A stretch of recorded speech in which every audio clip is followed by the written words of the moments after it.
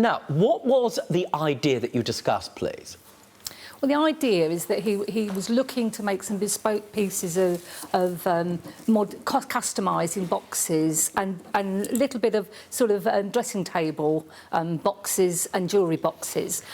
And I thought that could have some legs. Now, you had read or seen somewhere that a person had been successful doing something similar, correct? Yes, I had a neighbour who had started with a very small pottery business on Romford Market and had, from there, started with a shop, and it had built and had 2 or 3 shops and had thrived in that business and had done well. And I like that innovation. Are you somebody who's also a craftsman? Are you a carpenter?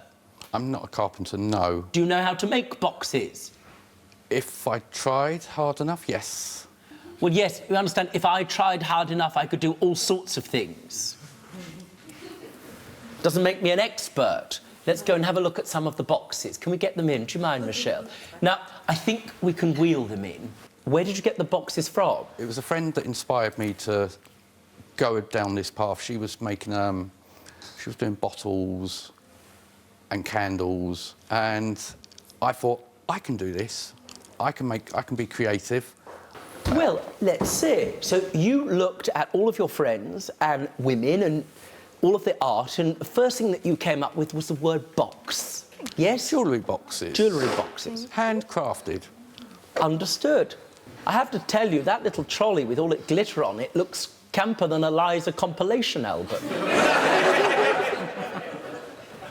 Now, you bought these boxes and then you did them up. Let's put it in that way. And the idea is you would sell them over a period of time, and you hoped it would be as successful as your friend or the person you were aware of, correct? Now, sir, I come to you. You've never been in business before, am I right? I'm not very good at business at all, but I'm really creative. You've never worked in business before, you've never drawn up a business plan or anything of that kind? No. Now, he asked for some investment. What was the investment, madam? Investment was 2,200, which is a figure that Carl had plucked up out of the air because he thought he doesn't drive, he'd travel, setting up for markets, going to boot sales, and to get all the materials in. So that was really just a set-up cost to get it going. Yes, but it's a figure that he plucked. Do you understand? It was a very rough in his head. It was rough in his head. He was asking you for investment. And in order to determine whether something's a good investment, you understand, you don't need to be on Dragon's Den to know whether he's plucked it from somewhere. Yes, it was a very nominal amount that I plucked. I let him pluck. And with view to the fact that I had no liability, it was set-up costs, and then I would do no more until I saw what developed. Understood. You didn't just give him the money, you put it in writing, didn't you? Absolutely. Ordinarily, that would give you court jazz hands, but here there's an added complexity. Can I see the contract that you drew up? Thank you. It's a very sensible thing to do.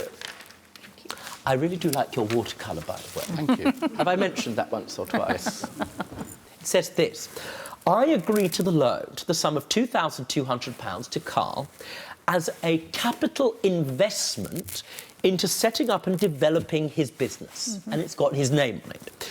The agreement is to repay this loan at a minimum of £20 per calendar month, either by cash transfer. There is no liability. This is important.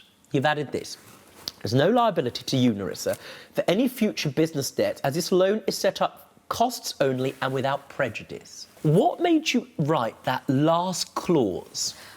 I was concerned if I did the loan for the set-up costs, he would then get into some degree of debt setting it up, and that I was seen as an investor and I would be liable for any debts. So I wanted to say that it was a loan for just to get for the set-up costs, but I wasn't. I was like sleeping partner of any business. Well, you weren't sleeping partner, you were in a coma, madam. Yes, I was. Don't be stupid. Stay and watch the best Judge Rinder moments. And I'm talking. Understood? Don't be a moron. Subscribe to Judge Rinder YouTube channel. Right now. That's an order.